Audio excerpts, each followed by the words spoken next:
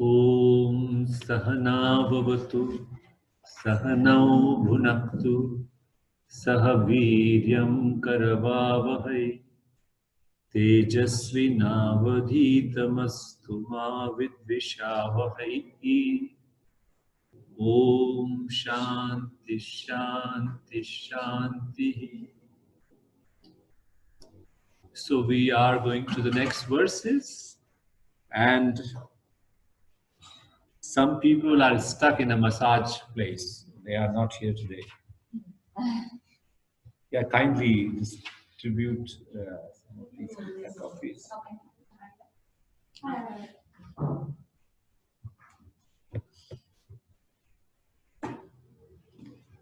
So yesterday we saw one aspect of karma yoga, that when you do the karma,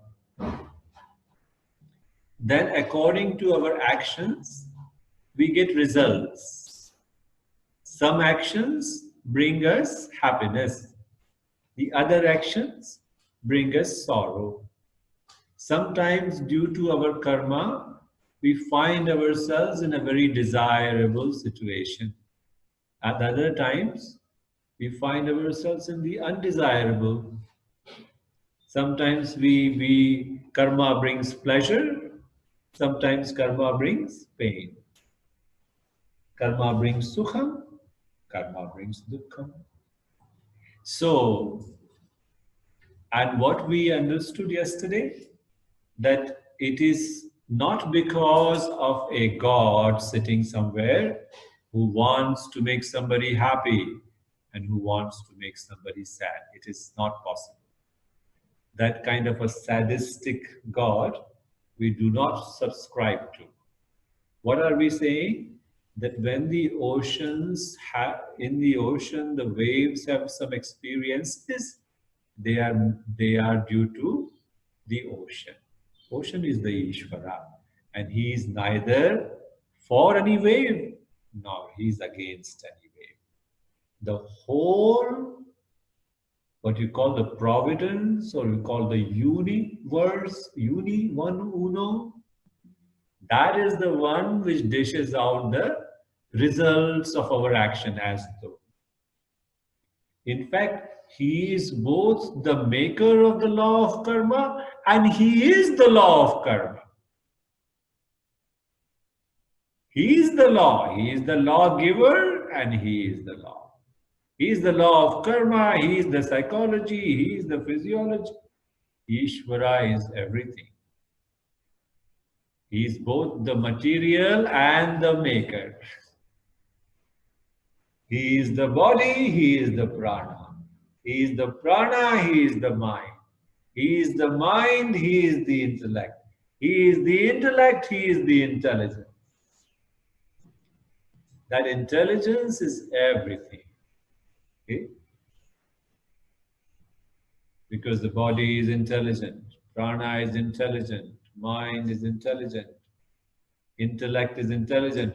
Because of this intelligence, everything becomes intelligent. Okay? So finally, there is nothing but this intelligence. That is the intelligent conclusion. Okay? Any other conclusion is bound to bring about suffering.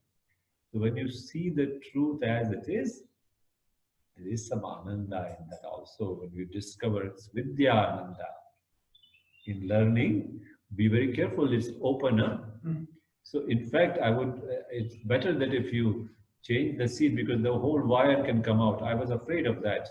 So I have actually called an electrician to come and change that plate, because it's a live wire, and if by mistake it comes out, I think it will be a little dangerous. But if you can sit carefully, it's okay. But be very careful.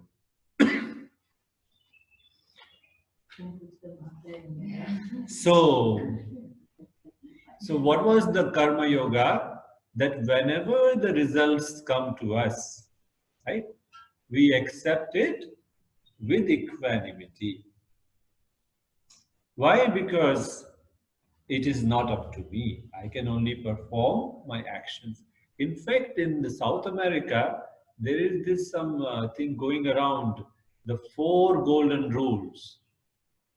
And the first one is do your best. Because that's what you can do. You have a right only with respect to action. So do your best, and to God leave the rest. Okay, this is a very rhyming thing. Do your best, and unto the God leave the rest. May thy will be done. And I accept whatever comes from the altar of Ishvara, I take it as prasad. I take it as a blessing. Gladly accepting. A glad acceptance of the world in general. A glad acceptance in my immediate periphery also. Whatever results I think comes to me, universe just gives them, not because of any preferences or anything. It is the way it is because it could not be any other way. Okay? If something else could have happened, it would have happened. So there is a law here. So when we understand this with great intimacy, then we are accepting things not because we are helpless or frustrated, oh, I can't do anything, therefore I have to accept it. That is not the acceptance we are talking about. That is called the existentialism. That whatever you cannot cure, you must endure, and therefore, old age has to be endured, and the diseases have to be endured, and the death has to be endured. And if there is hunger and starvation in the world, that has to be, endured, and there is so much junk floating around, and the whole oceans are polluted, and the earth is polluted, the water is polluted, the air is polluted, and what is not polluted? Everything is polluted. And Monsanto is there, and people, then we think. So this is called existentialism. That whatever you cannot cure, you have no choice but to endure. We are not talking about that kind of endurance here. We are saying we are accepting it in understanding that these are things which are coming and going. Agama apayinaha. They come and they go, they come and go. And I don't want to be the one holding the bag. So anger comes and anger goes. Frustration comes and frustration goes. And it can't happen to a wall. It can happen only to me, a conscious being. So if you don't recognize that you are the consciousness, you'll be there holding the bag, wondering about the non-acceptability of the world and non-acceptability of myself. I don't accept myself, I don't accept the world. All right. Accept that's how you are. At least accept that. That's how the ego is always going to be. Ego will not accept itself. Ego will not accept the way the world is. And it is either going to try to change the world or it's going to try to change me and make a better me. And then suffer in a better world. That's it.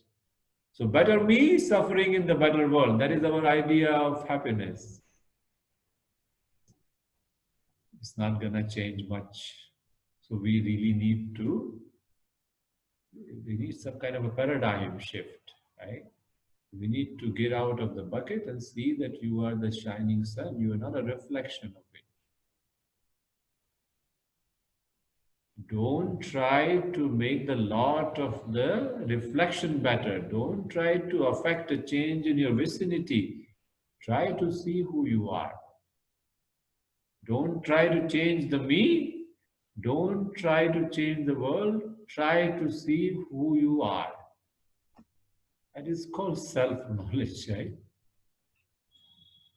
So we will see this later. So now we have the second dharma. So dharma life or a yoga life, it paves the way for self-knowledge.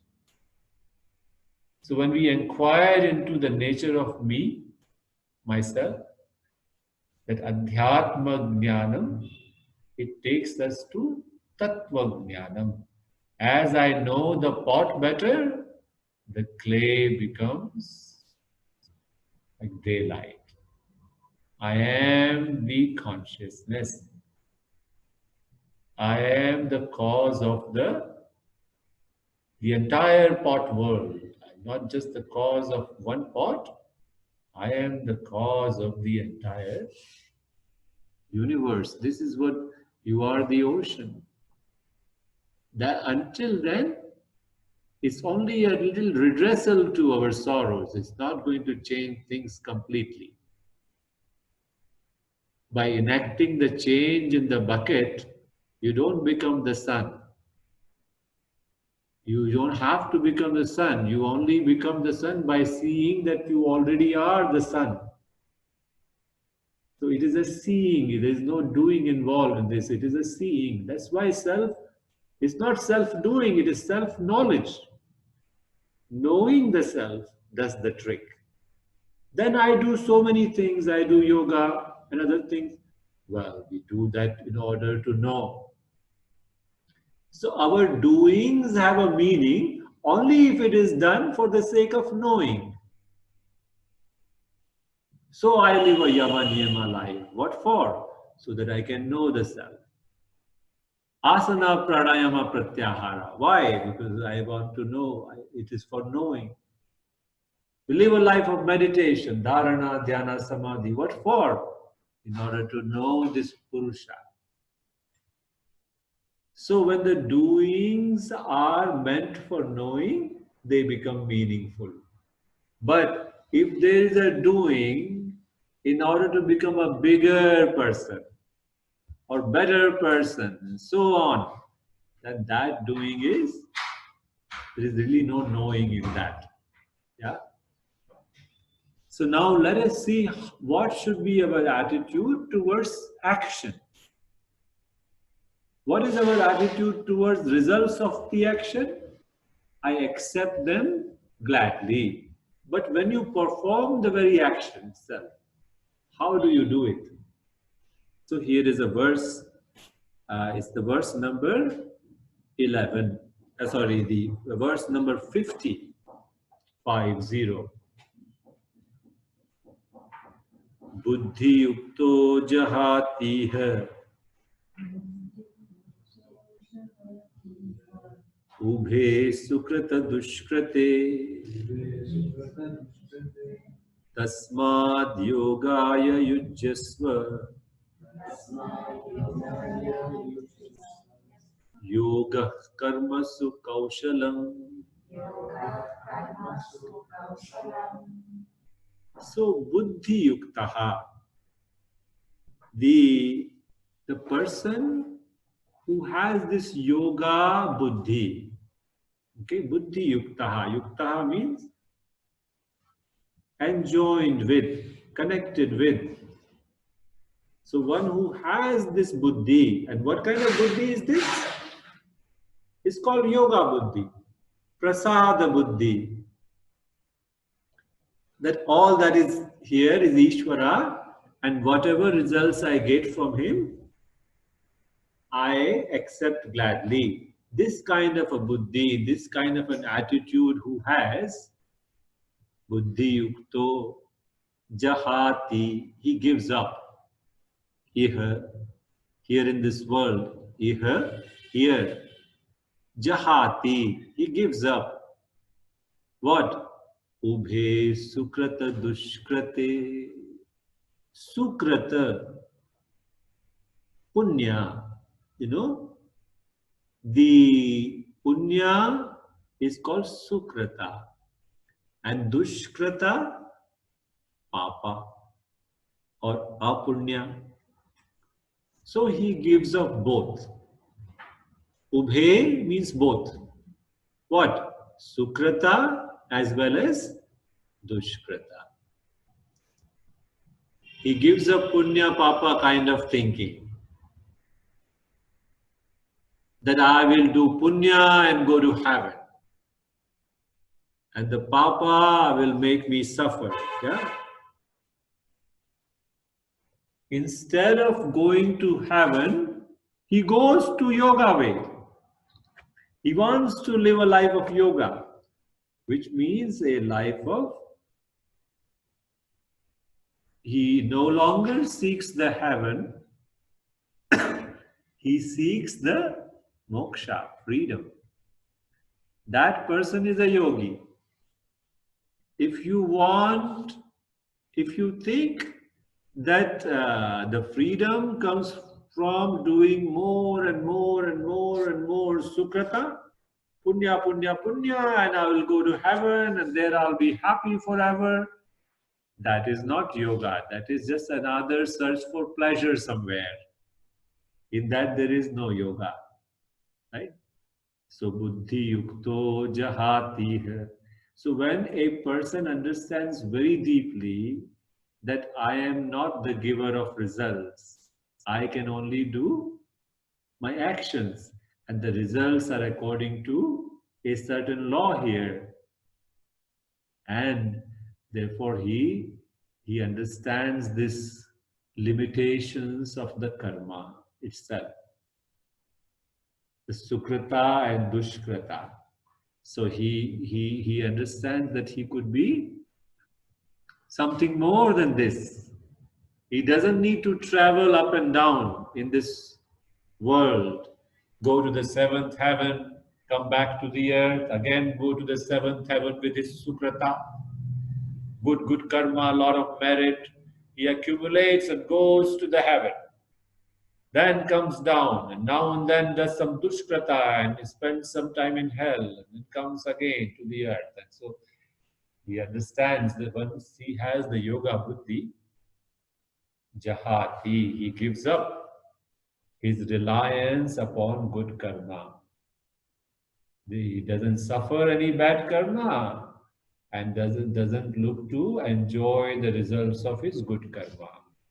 What happened to my mate? You guys promised you will bring me mate, and you have taken my mate pot also, and the straw is lying here, and I don't get no mate. You just come and have mate here. What is this? Just kidding. Please bring my pot tomorrow and some mate for me. We can share with you. Not now. I want it in my pot. Yeah. Yeah. It's not ready. Okay. We are preparing. Just kidding. I'm not serious about this. It takes some time. We don't give it time. So, buddhi yukto jahati ubhe sukrata dushkrate tasmat yogaya yujyasva. So, O Arjuna, therefore, tasmat means therefore, yogaya yujyasva. May you go for yoga. May you join a yoga class. Yujyasva. Yujyasva, join. What? Yogaya, for the yoga. May you go for the yoga. Why? Yoga karmasu kaushalam. Yoga karmasu, when in the karma, kaushalam. So that is the kaushalam. Yoga karmasu kaushalam. See, karma, many people do. Right? Everybody does karma, but they don't do it with a yoga buddhi. What is the yoga buddhi? Something happens according to my expectation. It's okay. Sometimes I get a result which is beyond my expectations. That is also okay. Sometimes I get a result less than my expectation. That is also okay. Sometimes it is against my expectation. That is also okay. A person who has that is called yoga buddhi. People don't do it like that. People do, how do they do the yoga? How do they do the karma? They get attached to some result. I want this. If I don't get this, I'm gone.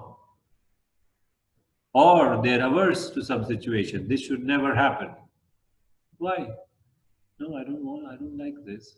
All right, you don't like this, but A lot of things can happen in the world which you don't like.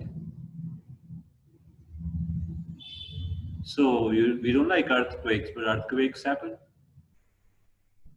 Volcanoes also happen. And if you're stuck in Bali, you miss your flight because the smoke is flying. You cannot fly out of Bali. When they have this volcano going, the ashes are coming to the air, they have to cancel all the flights. So you don't like your flight being cancelled. You don't want to hang in there for 24 hours, 48 hours, but it happens. And you don't want to get old, but old age comes. You don't like so many things. You don't like diseases. You don't like any diseases, but diseases are there. Do you like old age? You like gray hair? No, I don't want gray. I don't like gray. What about bald? Bald also I don't like, but bald also happens. Gray also happens after some time. Just a matter of time.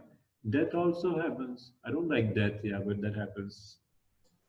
So if you don't like, it's not going to stop happening. A lot of things will keep on happening, right?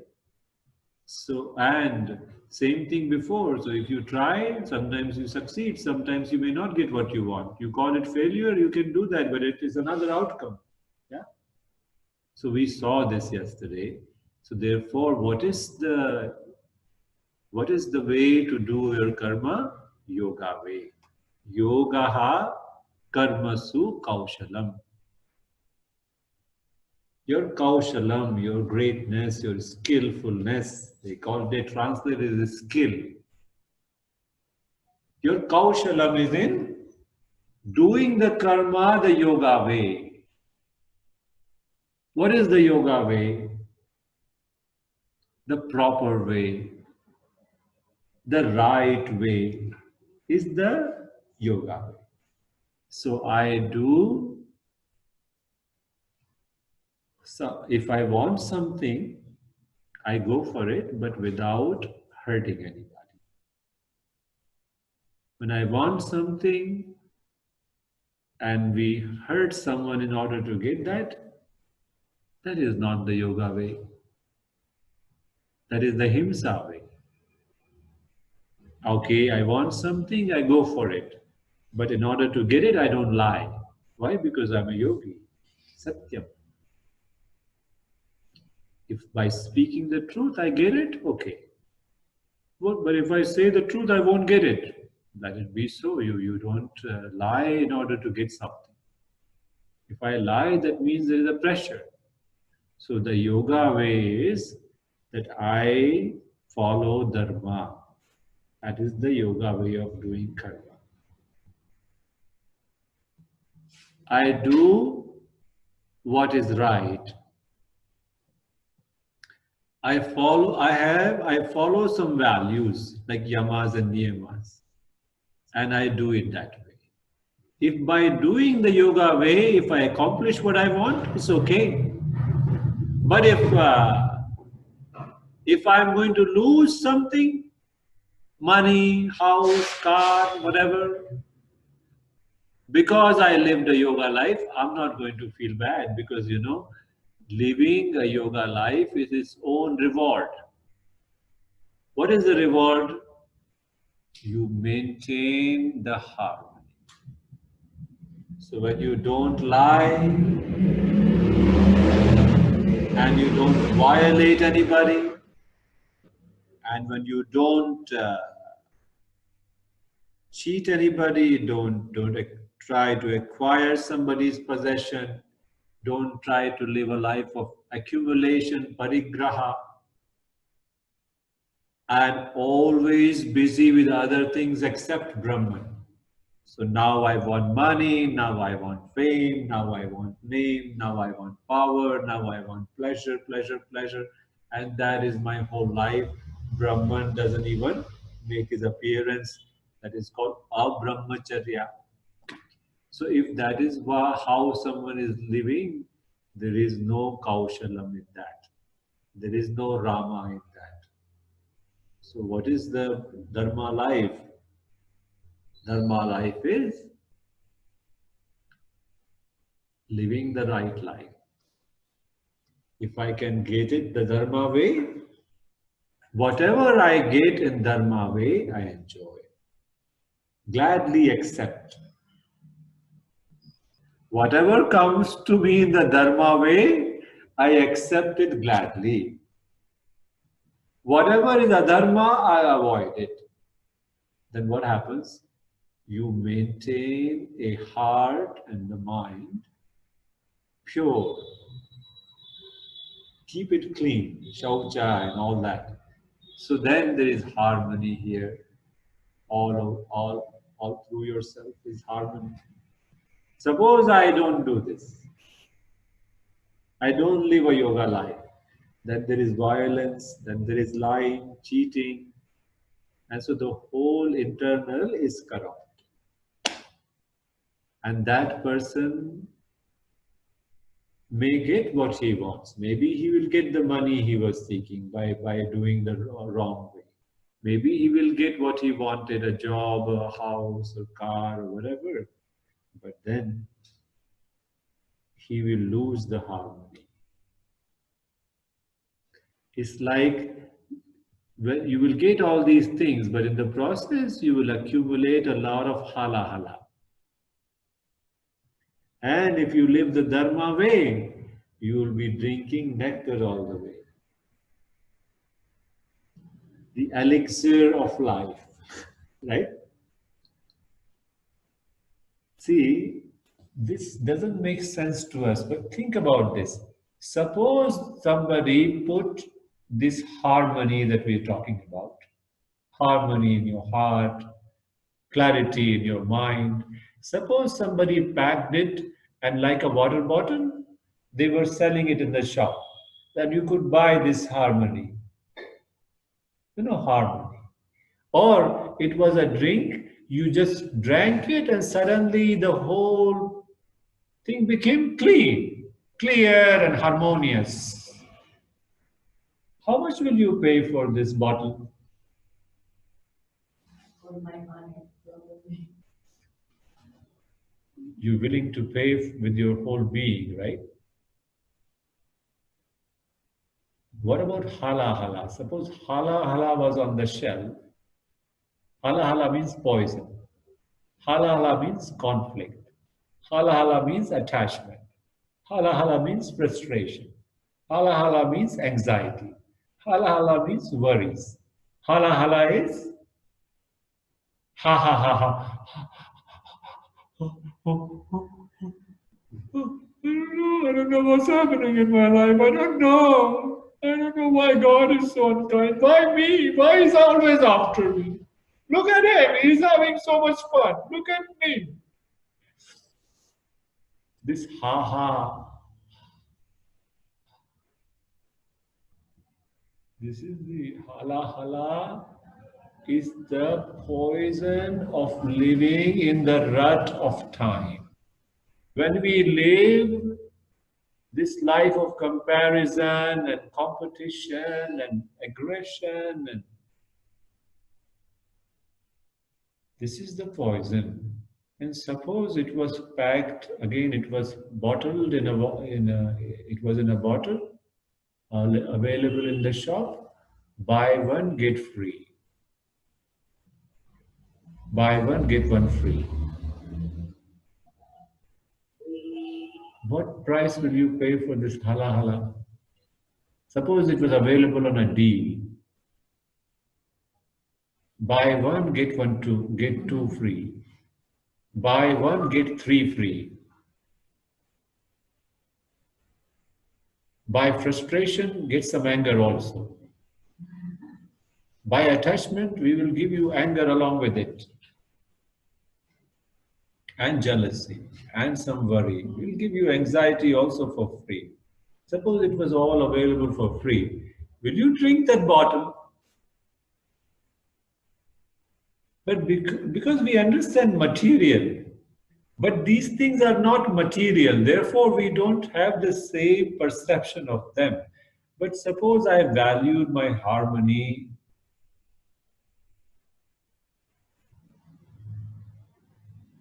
then yoga life is the only way. Yoga karma su kaushalam. So what is our kaushalam? is sticking to the dharma way and avoiding the adharma. And then your kaushalam, your greatness also lies in looking at a situation and determining what is right. That also sometimes we have a conflict. What's the right thing to do here? I'm in this situation, I'm in a dilemma. What should I do? What should I not do? Like Arjuna. Should I fight or should I not fight? So there is a dharma confusion, right versus wrong confusion. What is the right thing here? What is the wrong? So our kaushalam includes that, our capacity to recognize what is to be done, what is the dharma way here in a particular situation. Because dharma is dynamic, it is not stagnant, it's not static, it is always changing. So in every situation, we need to determine, in life situations, we need to determine what is to be done here, what is not to be done here. And that is sometimes difficult. But if you can go back to the basics, you can say, ahimsa is the way, truth is the way. Not lying is the way, lying is not the way. Hurting another is not the way. Ahimsa is the way. Accumulation is not the way. Simple is the way. Aparigraha is the way. Parigraha is not the way. Does this thing, is it going to count as brahmacharya or abrahmacharya? Is it going to take me nearer Brahman or is it going to further remove me from Brahman? Am I pining for other people's possession? Is it steya or asteya? Can I steal in order to get ahead in life? No. Asteya. So then you can decide. You can decide what is right, what is wrong. If you have a value system, you try to, what you are planning to do, you can assess it on the scale of your value system. Yes, it conforms to my values. This is the dharma action. This other action, so many choices, B, C, D, in all of those, adharma is involved. But in these few choices, A, E, and H, there is dharma. Looks like it's okay. I'm not going to violate anyone. I'm not going to lie to anyone. And with that, if there are certain choices where these things are not compromised, my values are not compromised, then that is what is to be done. So I can figure out what needs to be done. Then once you have figured out what you have done, can you go along with your right choice? So doing the right thing sometimes is not easy. Doing the wrong thing is very easy. So we don't go by the ease of doing. We go by what is right and what is wrong. Not by what I like. I like it, therefore I do it. I don't like, therefore I don't do it. That is what everybody does. A yogi also does the same thing. That means we remain in the conflict. And therefore the yoga is the way out of conflict. So kaushalam includes our ability to go along with this dharma choice. Okay? So this is kaushalam. Kaushalam is both determining in a situation what is dharma, and kaushalam is also going along with that right choice without experiencing too much pressure. If there is a pressure, we sacrifice that pressure at the altar of dharma, that I will do the right thing, even though it is not easy, still do it. I'm not going to allow my likes and dislikes to put pressure on me. Generally, people go for something that they like because the pressure is very big. And they don't worry. They sometimes do the adharma in order to get what they like, So this is the discussion. And so if I value my growth, if I value self-discovery, if I value dharma, if I value moksha, then I'll follow this path. Buddhi yukto jahatiha ubhe sukrata dushkrate tasmat yogaya yujjasva. O Arjuna, therefore, may you enjoin yourself with this yoga way. Why? Yoga karmasu kaushalam. With respect to karma, in the ways of in karma, see, karma phaleshu, we have seen that you have no right with respect to karma phala. There, the equanimity. Here, follow dharma. So when you do karma, follow dharma. When you receive the results, have an attitude of equanimity. And this together, these two definitions, yoga, karmasu, kaushalam. What is yoga?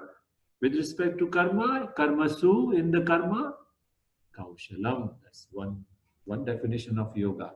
What was the other? Samatvam yoga uchyate. Yoga is equanimity. Samatvam yoga uchyate. Equanimity is yoga. So these are the two definitions of yoga. Then, where is the next verse? So here, I have taken verse number 54, the next one.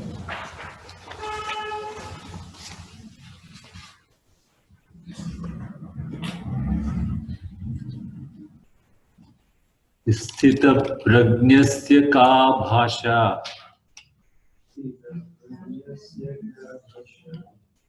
समाधिस्थस्य Keshav स्थितधीः किं प्रभाषेत किमासीत व्रजेत किम्.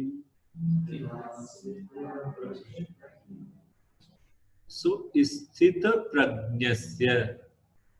Prajna means a clear knowledge. Yeah? Crystal clear knowledge. Prajna.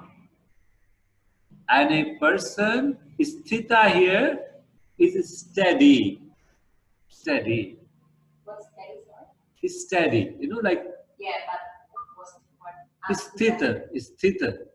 Like in the samasthiti. Yeah. So, sthira sukham asana means you are steady in that. You're not moving. So, a person whose wisdom, prajna, has got steadiness means he's clear what is what, right? Suppose you haven't arrived at that, then we will be wavering. We'll be wavering. We won't know what is real. So I say this is real, that is real. So we are in confusion. And a person who has found the truth, his wisdom will be steady. So he can be called sthita prajna.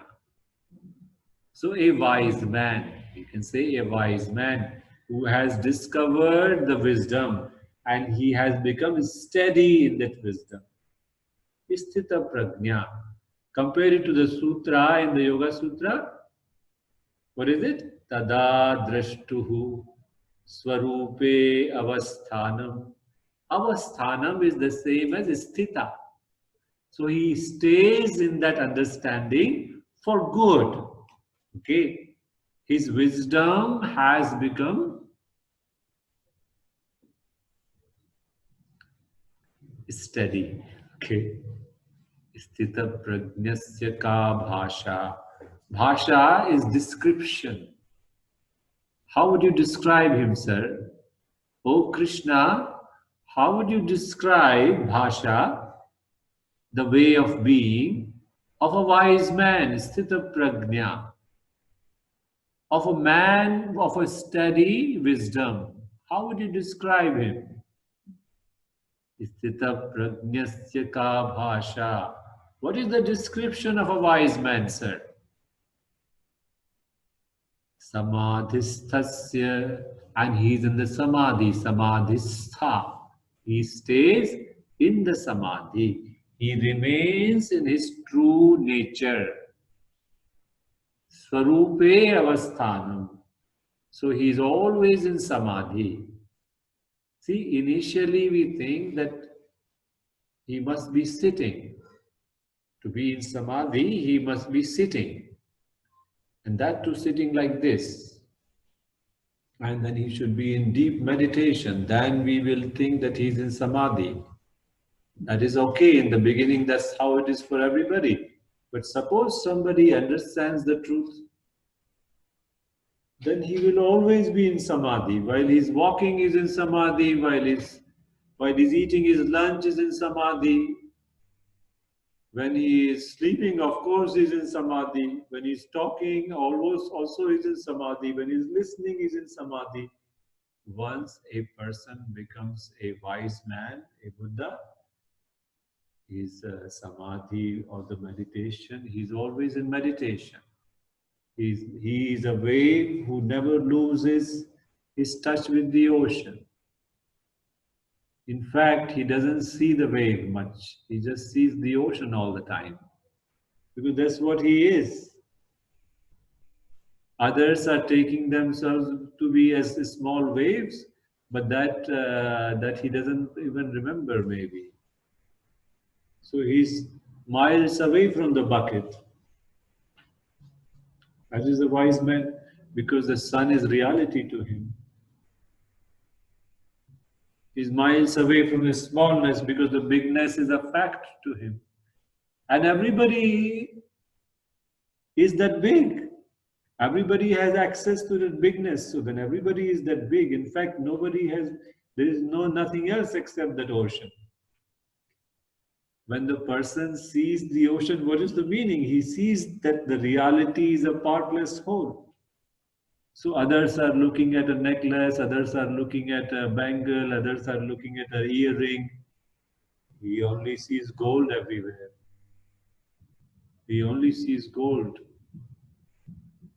That is a Buddha. So samadhisthaha, that is called samadhisthaha. He's always in samadhi. So what is his description, Krishna? So sometimes people ask, do you know somebody who is enlightened? Have you met somebody? Have you ever met someone who is enlightened? Then I have to describe him. So how are you going to describe a wise man? Should he have like a big, headgear here and a long beard? See, without beard, what is a wise man? You've seen all these wise people. Is there anybody without a beard? You must have a big beard. In fact, if you have just a small little beard, like a goatee or something, then maybe you are, maybe a poet or some kind of emotional, sentimental man, but you're not enlightened. Enlightened means you should have some beard. And then you should look a little bit different. If you just look like, see, I ask you, suppose Buddha came in a t-shirt. Hey, what's up, man? In a t-shirt, in a tight t-shirt and jeans. Buddha came. You won't like that Buddha. Jesus came. So, when they show God, they always show God with a very loose gown. He doesn't wear tight clothes. Have you seen this? Even, the painters, the Italianos, the Vinci's and all, they will create these gods will always look like larger than life. Michelangelo showing everybody like this, big. Cannot have. That's not wise man. That cannot be a wise man. Wise man means. So, and then, how should he talk? So, hey, what's up, man? How you doing? Is everything all right? So let's go have some lunch. There has been a long time. Let's catch up. This is wise man. What are you? This is not how a wise man talks. Wise man talks very differently. So first of all, he should be speaking very, very slowly. You speak too fast, that means you don't know. I think you have too much rajas. No, you speak too fast, you rajas. You don't know anything about sattva. Wise man is sattvic. So he lives in sattva all the time. And he speaks, and his gestures and everything, he radiates peace, everything, every cell in his body is like, he's full of light. He's enlightened, for God's sake. So when you look at him, you should look really full of light. Shouldn't so it should be mindfulness. So you don't just do like this.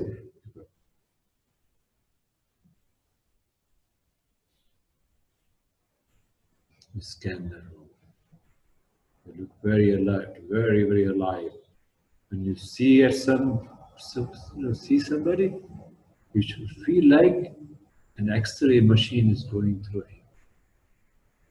That is how you look at man. That man is special, When you look at you, you forget yourself. You just forget yourself.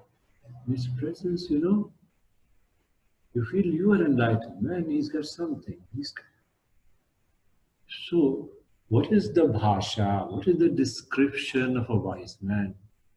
Can you know it by the length of his beard, or the looseness of his gown, or how much air he blows into every single word? How will you describe a wise man? Whether you are wise or otherwise, it depends only on one thing. And that thing is called wisdom, not how you eat and how do you walk and how you talk and how do you dress. That is just by the way. What makes a wise man wise is his wisdom. So Arjuna asked, just like anybody else, so do you know any enlightened person? You know what? Krishna doesn't answer his question. You will see. Krishna answers, but not telling him that wise man. Arjuna is asking, how does he sit? How does he walk? How does he talk? How does he dress? It doesn't matter. Does he know? Does he know the truth? Okay? Is he the truth? Has he understood the truth and he abides in that truth? Is there Swarupe Avasthana? Does he stay in his Swarupa or he is somewhere else? That's what decides. What is his commitment in life? Yeah? That will be, that we can understand to some extent. We may not appreciate it totally, but we can understand whether the person is genuine or he's just, also we understand if you haven't sacrificed your neurons and sometimes we just get washed away in a fit of emotion, or sometimes seeking miracles in the name of spirituality, and somebody shows a miracle and we think he's a wise man. Somebody gives you some medicine and it cures you, the doctor does the same thing too. But he's a Baba, he's very enlightened, he's enlightened, and we are going after so many things. And then now in the cyber world, it is full of it. There's so many gurus floating around. What is real is also, so we need to walk on this path intelligently. That is not the sacrifice you make. You sacrifice something else. Not your intellect. That is not Shraddha. Keeping your eyes and ears open is Shraddha, because this is a way of inquiry. You need to be alert for inquiry, to question everything. The whole thing is about vichara, inquiry. Inquiry requires an intelligent person, a smart person to walk the road. So in the name of trust, you don't sacrifice your intellect. Intellect is different from ego, okay? Ego is ignorance. Intellect is there in you, but it doesn't have anything to do with your me. Intellect is a reality. There is intelligence in the universe, but it is mine is where the problem is. Use that intellect to guide you towards the truth. Yeah. So he doesn't answer that question. So what is the way of a wise man? What is the way of being? That he answers. How does a wise man live in this world? What kind of indications can you have of wisdom? How is his behavior different from the rest? That is very nicely pointed out in this section. So I'm sure I would have selected a few of these verses because I can't really skip it. It's a very important one. So we will see that on Monday. So tomorrow and Sunday we have a holiday. Yeah. Monday we will continue with our schedule. Om Purnamadah Purnamidam Purnat Purnamudachyate Purnasya Purnamadaya Purnamevavashishyate. Om Shanti Shanti Shanti.